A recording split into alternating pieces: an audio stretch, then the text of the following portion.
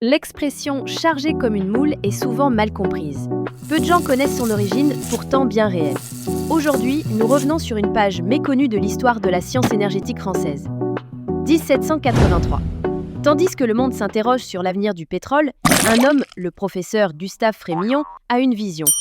Exploiter le potentiel électrique des mollusques.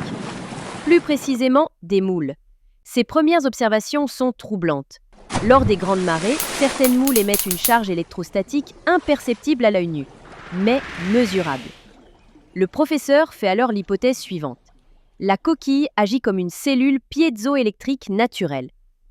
Avec des moyens limités, il installe un laboratoire artisanal dans sa cuisine. Il y branche des dizaines de moules à un grille-pain modifié. Pendant 3 ans, il note chaque pic de tension, chaque crépitement, chaque frémissement de coquille.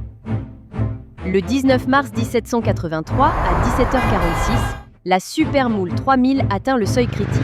Le courant circule, la lampe témoin s'allume, l'énergie est là. Puis, une détonation, violente, spectaculaire, et une fumée au léger parfum d'iode. Blessé, mais debout, Frémillon prononce ces mots historiques. Elle était à 98% de charge. Ce jour-là, il devient le premier homme chargé comme une moule. L'expression entre discrètement dans le langage courant, détournée, mal comprise, mais toujours vivante. Peu savent qu'elle rend hommage à une prouesse scientifique injustement oubliée. La moule n'est pas qu'un fruit de mer, c'est aussi une pile et parfois un symbole. Pour découvrir d'autres vérités cachées derrière les expressions françaises, abonnez-vous. Prochaine enquête, pourquoi dit-on avoir le cul entre deux chaises ?